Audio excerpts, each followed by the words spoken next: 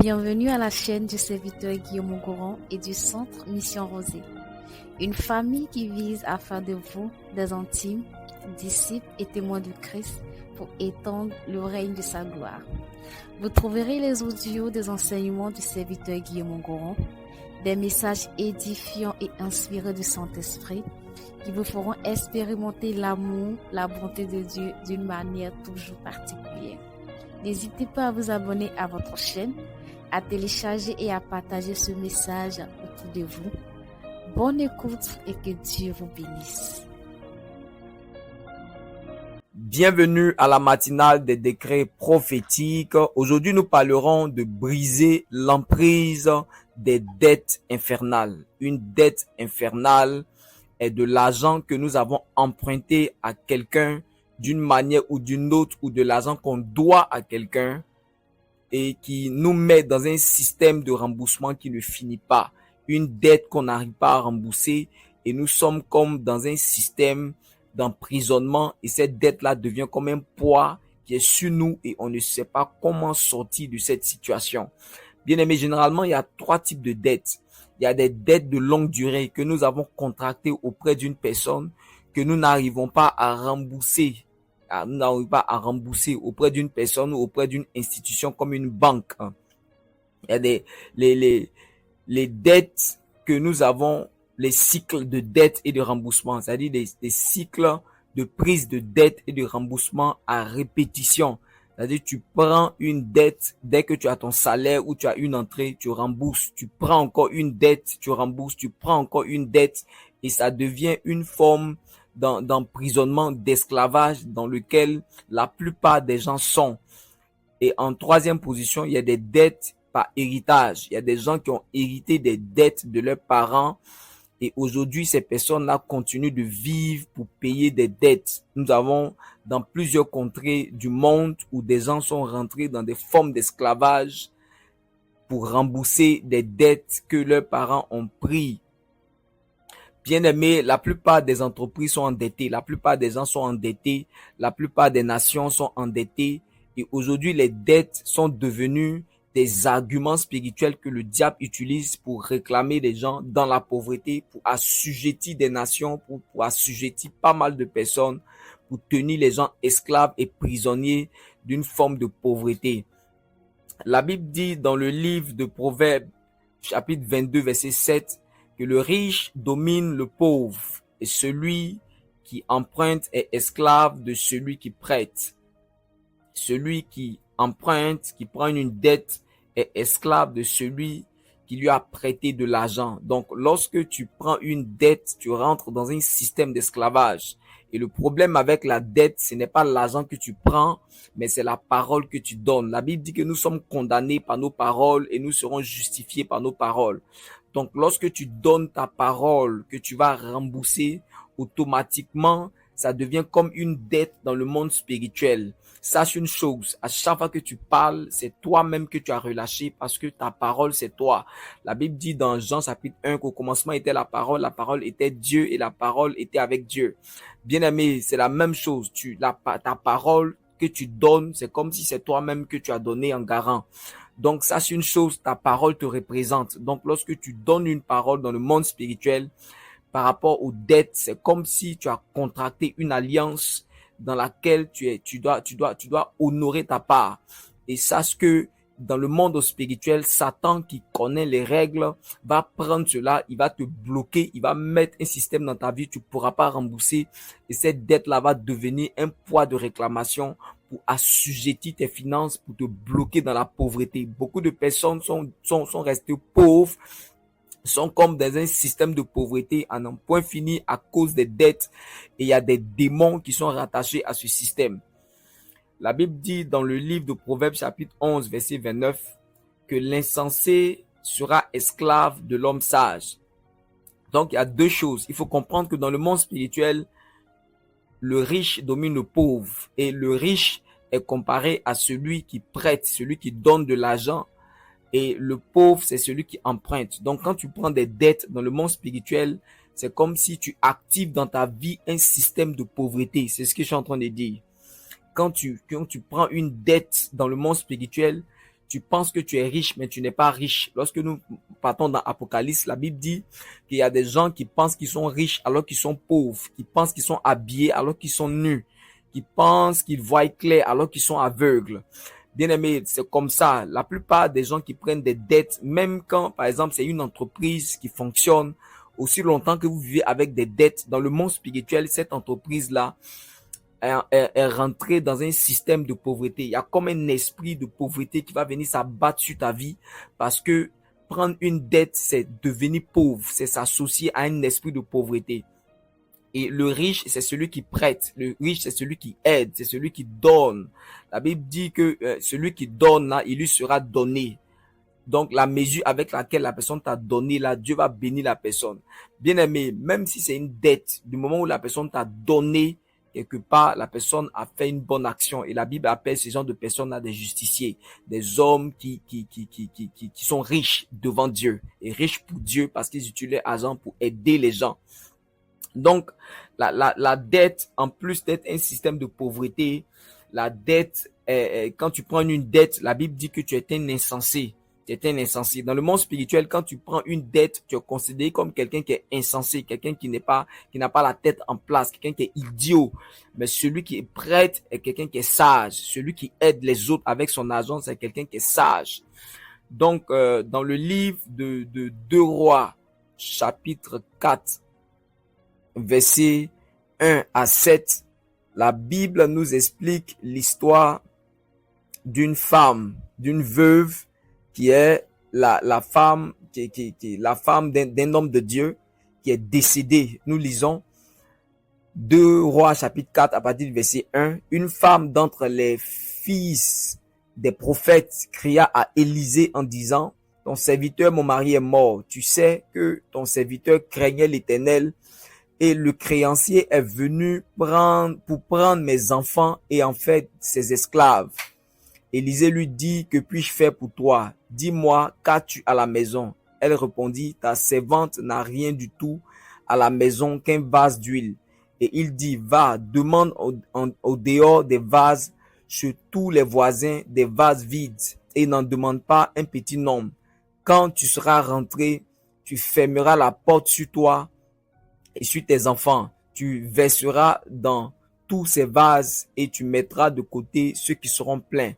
Alors elle le quitta, elle ferma la porte sur elle et sur ses enfants, et il lui présentait des vases et elle versait. Lorsque les vases furent pleins, elle dit à son fils: présente-moi encore un vase. Mais il lui répondit: il n'y a plus de vase, et l'huile s'arrêta.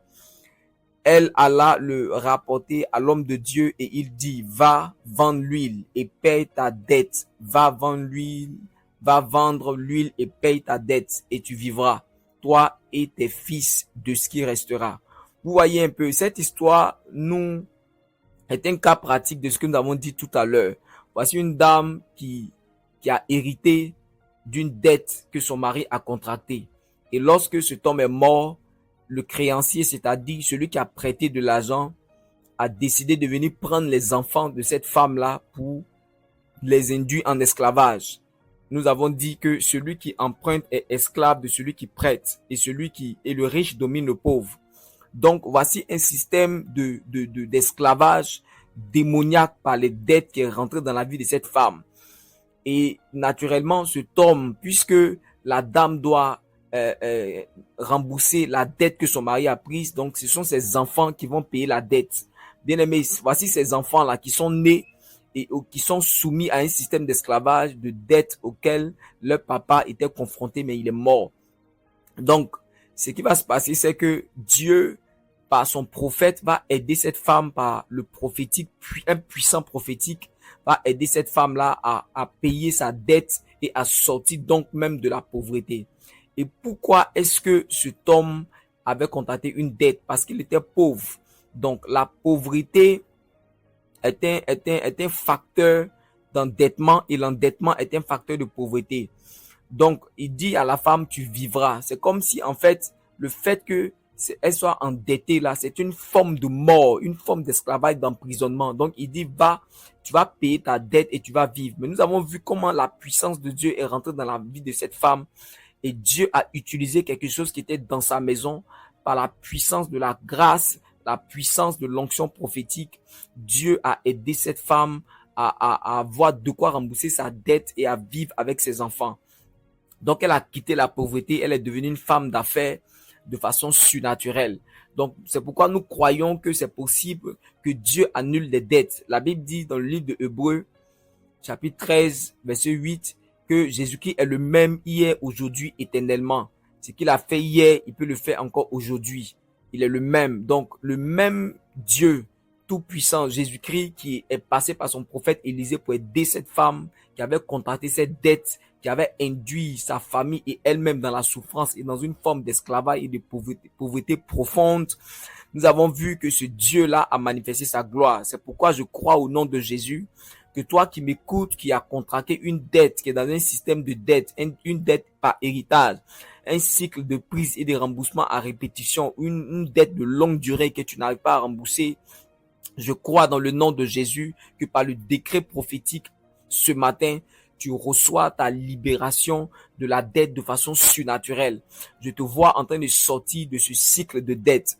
Je te vois en train de sortir de ce cycle infernal de dette dans le nom puissant de Jésus-Christ de Nazareth. À partir de la sagesse élevée de Dieu, tu reçois le secours de Dieu. La Bible dit, approchez-vous du trône de la grâce afin de recevoir du secours dans vos besoins. Je te vois en train de recevoir du secours de la part de Dieu dans le nom puissant de Jésus-Christ de Nazareth. Si tu crois, tu verras la gloire du Seigneur. Si tu crois, tu verras la gloire du Seigneur. Certains sont dans des dettes comme Lazare qui est mort dans le tombeau. Ça fait 4 jours que Lazare sentait. Il sentait c'était fini et il y avait plus de possibilités. Il y a des gens qui sont dans des systèmes de dette où ils peuvent plus rembourser. Ils sont dans des systèmes de dette, ils sont comme emprisonnés et dans une sorte de pauvreté profonde. Je te vois en train de sortir du tombeau comme Lazare par la puissance de la parole prophétique. Jésus a dit Lazare sort. Toute pierre qui est posée, la pierre devant le tombeau, c'est comme la dette. Quand la dette est ôtée, tu sors de la dette. Il dit ôter la pierre. Donc, par la puissance de la parole prophétique, il envoie des anges maintenant, là où tu es. Et cette dette est ôtée dans le nom de Jésus. Cette dette est ôtée de ta vie dans le nom puissant de Jésus de Nazareth. La pierre qui est la dette qui t'enferme dans une forme de tombeau de pauvreté, d'esclavage. Cette pierre est ôtée maintenant par des anges au nom de Jésus. Il dit, vous ces anges qui êtes puissants, qui exécutez ses ordres à la voix de sa parole, maintenant la parole de Dieu court avec vitesse vers toi. Il dit, il envoya sa parole et les fit sortir de la force. Tu sors de cette prison maintenant, dans le nom de Jésus-Christ de Nazareth. Bien-aimé, si tu crois en ce décret prophétique maintenant, je te vois dans les temps qui viennent de façon surnaturelle. Il y a une forme de sagesse surnaturel qui va venir multiplier, créer une opportunité qui va te permettre d'avoir de quoi rembourser une bonne fois pour toutes ces dettes. Soit le créancier va venir te dire de ne plus rembourser ou bien Dieu va te bénir comme cette femme et tu auras de quoi quitter cette tombe infernale, ce cycle infernal, cette prison qui ne finit pas dans ta vie qui est la dette au nom puissant de Jésus-Christ de Nazareth. Ta dette va s'annuler à zéro. Tu seras libre de toute forme de dette dans le nom puissant de Jésus-Christ de Nazareth. Libre de toute forme de dette dans le nom puissant de Jésus. Maraba sotorobo shakamadabadaba rebebebebe kinto dobo koraba shandedebe kinte brainde rayalama shakamadadadada. Je te vois libre de toute forme de dette ce matin au nom de Jésus. D'ici la fin de cette année, je déclare que ce cycle de dette est brisé au nom de Jésus. L'emprise démoniaque de cette dette est brisée dans le nom de Jésus. Dans ta vie, tout ce système de dette est brisé dans le nom de Jésus. Tout système de pauvreté profonde, d'indigence dans lequel tu es, qui te pousse toujours à aller prendre des dettes et à rembourser, à prendre des dettes à répétition. Ce cycle est brisé dans le nom puissant de Jésus de Nazareth. Je déclare en vertu du pouvoir qui m'a été donné par le sang de Jésus qui nous a rachetés de toute forme de dette. Tu es libre au nom de Jésus. Je dis tu es libre. La liberté des enfants de Dieu vient dans ta vie maintenant, au nom de Jésus. Toute forme de condamnation par les dettes, tu as été condamné par une forme de dette. Tu es libre au nom puissant de Jésus-Christ de Nazareth. La Bible dit en Deutéronome chapitre 15 à partir du verset 1, il dit tous les 7 ans tu feras relâche, tu feras remise.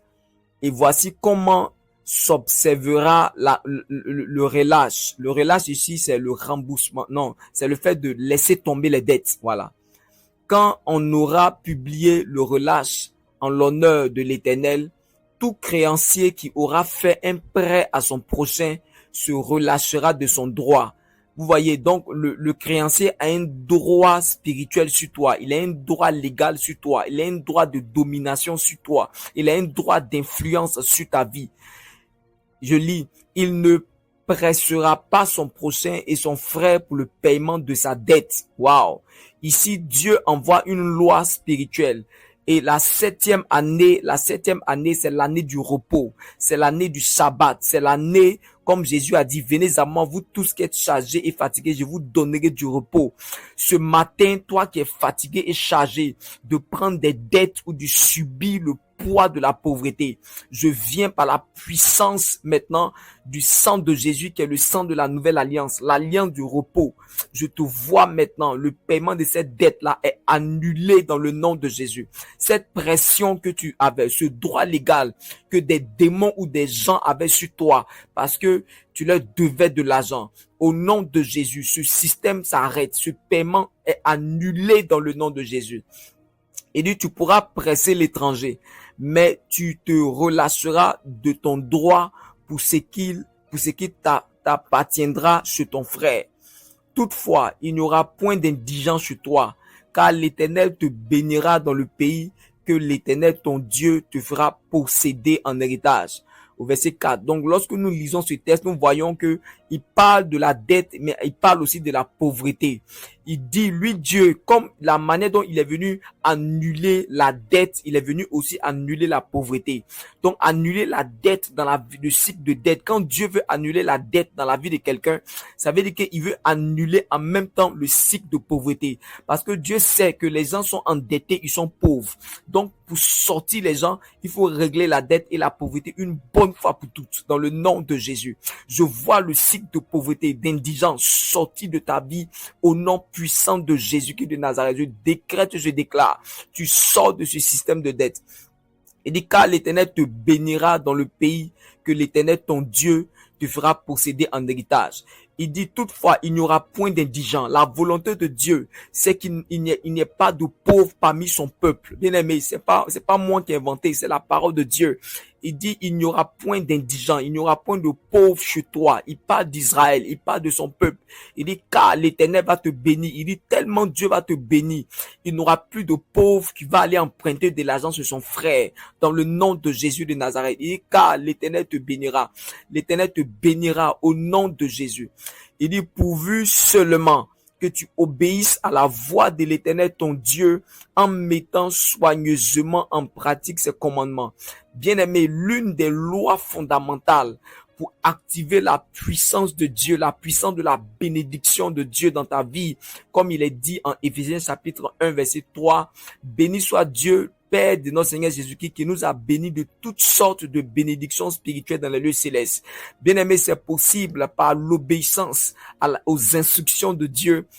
Tu entres dans le repos total. Jésus a dit, recevez mes instructions et portez mon joug et vous aurez du repos pour vos âmes. Bien-aimé, ton âme va se reposer de la prison des dettes lorsque tu vas décider vraiment de marcher avec le Seigneur. Il ne s'agit pas d'agiter un bâton magique de prière pour annuler tes dettes. Il faut que tu aies un cœur qui va activer, un cœur d'obéissance, un cœur qui veut suivre Jésus, un cœur qui veut obéir à Dieu, qui va activer dans ta vie la lumière de la bénédiction, qui va ouvrir les vannes. C'est ce que le prophète a dit. Le prophète a dit à cette femme en 2 Rois chapitre 4. Il dit, qu'est-ce que tu as chez toi? Il dit, va, fais tes choses. Va prendre des vases. Dis à tes enfants d'aller prendre des vases chez les voisins. et tu vas commencer à renverser l'huile. Donc cette instruction, quand elle a commencé à obéir, la bénédiction de Dieu est rentrée dans sa vie. Bien aimé, donc quand Dieu veut te délivrer de la dette, il t'envoie une instruction. Il t'envoie une instruction. Il va te demander de faire des choses. Il va te demander d'obéir à un certain type de choses. Il va te communiquer une forme de sagesse que tu dois appliquer. Des fois, cette sagesse-là n'a rien à voir avec la sagesse humaine. Il faut avoir un cœur qui veut obéir à Dieu. Au verset 6, il dit, l'Éternel, ton Dieu, te bénira comme il te l'a dit. Yes. Les promesses de bénédiction vont s'accomplir dans ta vie. Il dit, tu prêteras à beaucoup de nations et tu n'emprunteras point. Tu domineras sur beaucoup de nations et elles ne domineront point sur toi. Vous voyez? Donc, il y a une corrélation directe entre le fait de prendre des dettes et la richesse, le fait de dominer ou le fait d'être dominé.